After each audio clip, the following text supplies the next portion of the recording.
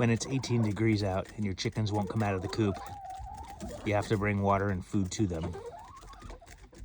I feel bad because they've been in here for over a day and a half refusing to come out of the coop.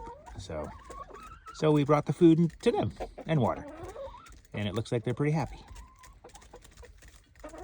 I hope everybody is faring well today, and tonight's going to be down to 11 in Monroe, so please stay safe.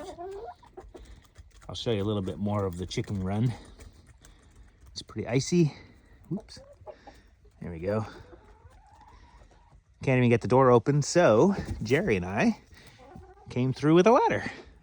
So that's what you do when you're a farmer and you gotta feed the chickens. So I'm really happy that they're eating, and obviously they needed it. So stay warm, everybody.